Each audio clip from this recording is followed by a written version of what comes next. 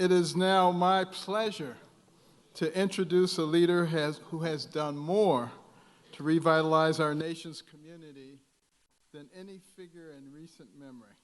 When President Trump first took the oath of office, he vowed that our nation's forgotten men and women would be forgotten no longer.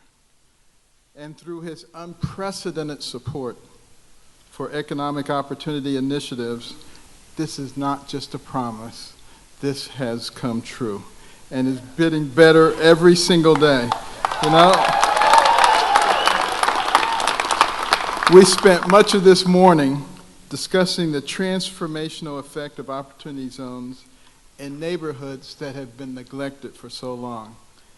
And it is President Trump who championed this initiative from its very earliest inception. We've spoken about the need to cultivate a 21st century workforce, one where everyone is included. It's President Trump whose leadership has helped to usher in a time of unprecedented job growth in an America where there are now, believe this or not, more job openings than there are jobless people. And think about this.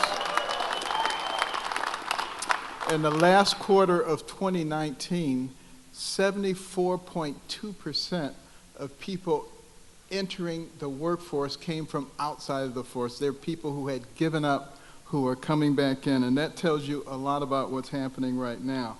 And as you know, for Hispanic Americans, Asian Americans, African Americans, the lowest unemployment numbers that we have ever recorded. This administration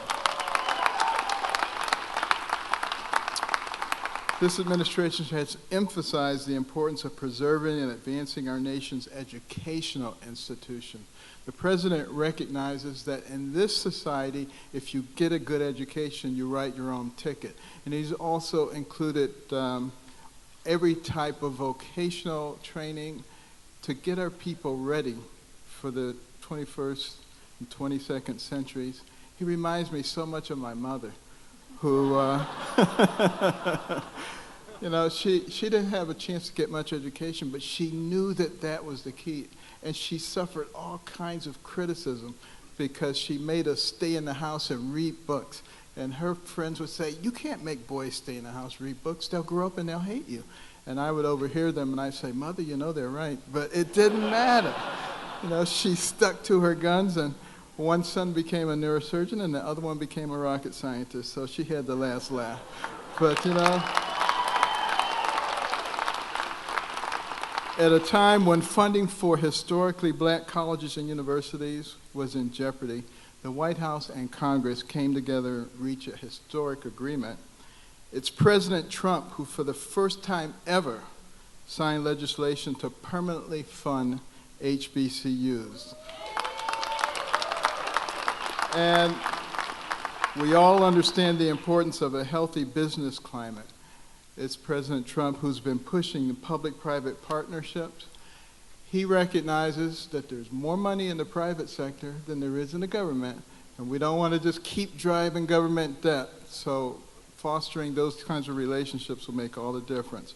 It's President Trump who has overseen this historically strong national economy and helped foster the economic renaissance that gives our work the vitalized communities that we need so badly. And I gotta tell you, it doesn't take a brain surgeon to figure out how incredibly important all these changes have been for our country. But for good measure, as a brain surgeon, I can testify that President Trump's leadership has been transformative. And above all these accomplishments, I've come to know the president on a personal level, as a friend. He's a man who is deeply driven by a sense of kindness and compassion. You know, talking to the people who drive the cars and park the cars at Mar-a-Lago, they love him. The people who wash the dishes, because he's kind and compassionate. When he bought Mar-a-Lago, he was the one who fought for Jews and blacks to be included in the clubs that were trying to exclude them. You know, people say he's a racist. He is not a racist. You know.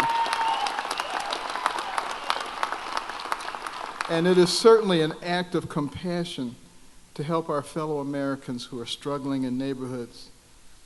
And true kindness and real compassion happens when you don't just help people to endure, you help them to overcome.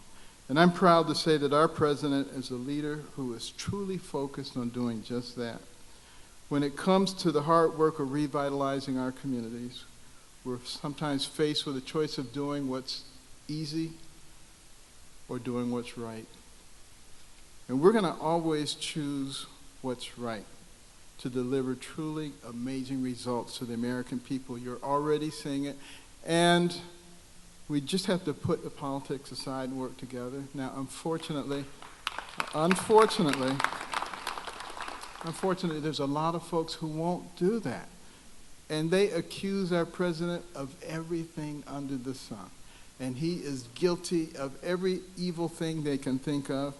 But let me tell you what he's really guilty of. He's guilty of creating a dynamic economy that is working for everybody. He is guilty of creating a military that is so strong that it can't be challenged by anyone. He is guilty of recognizing how important it is to have a space force. He is guilty of trade agreements that level the playing field. And he is guilty of recognizing that we cannot be truly successful until we bring every part of our economy into the successful wheelhouse that he has created. Ladies and gentlemen, 45th President Donald J. Trump.